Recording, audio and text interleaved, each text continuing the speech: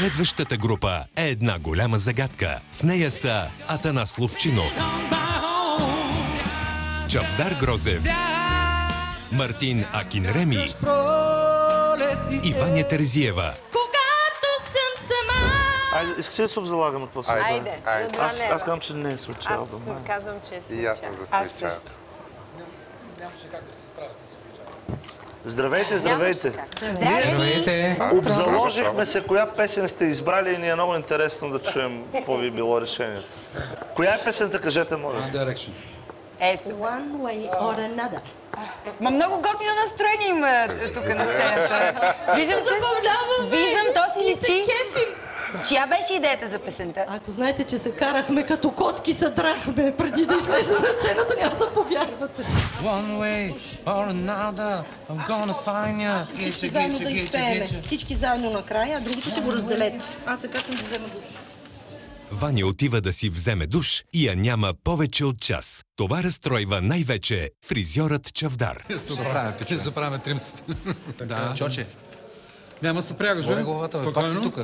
Спокойно. Пак си тук, това е важното. Просто са хора, с които не съм общувал до момента, откакто съм тук и някак ми е странно.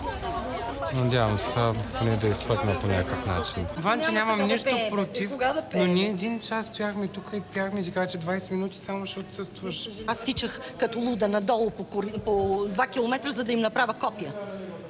И накрая отиде ученика да наклепа, че Ваня ще да провали групата. Представете си. Ами аз дойдох, тях ги няма, за това. Ще си бъде и як купон, това се очаква.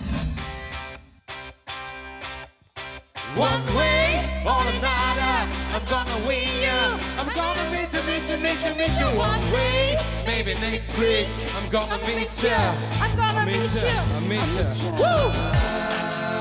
I will drive past your house, and if the lights are all down, I'll see you around.